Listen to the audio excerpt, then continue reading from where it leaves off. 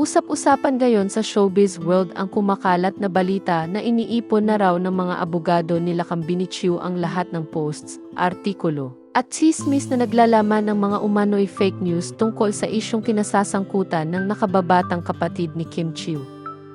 Ayon sa isang source, maingat umanong nililikom ng legal team nila Kambini ang mga screen captures at online materials dahil posibleng gamitin ang mga ito bilang ebidensya para sa mga kaso laban sa mga taong patuloy na nagpapakalat ng maling impormasyon at mga kwento. Puro di umano hearsay. Dagdag pa ng source, naghihintay na rin daw ang kampo nila Kambini sa inaasahang demand letter mula sa panig ni Kim Chiu. Balitang ilalabas na raw ito ngayong linggo, kaya't inaabangan ng maraming netizens kung ano ang magiging susunod na hakbang ng magkabilang panig. Samantala, nagiging malaking usapan online ang halos lahat ng social media posts ni Kim Chiu.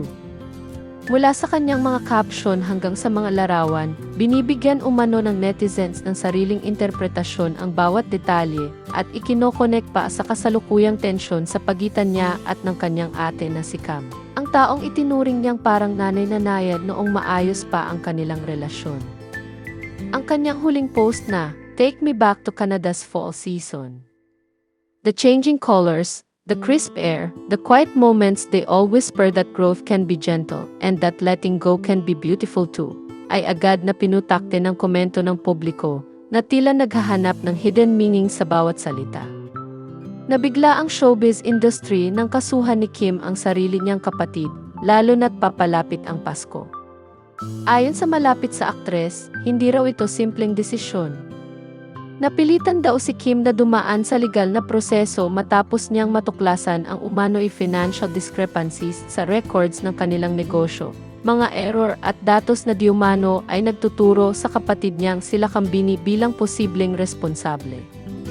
Ayon pa sa ulat, mabigat daw ang loob ni Kim habang isinusumite niya ang kanyang sinumpaang salaysay at mga dokumento sa Assistant City Prosecutor sa Quezon City noong nakaraang linggo. Kasama niya rito ang kanyang mga abogado na sina Celine Dolor at Archer Nargregana na ngayon ay aktibong nakatutok sa magiging takbo ng kaso.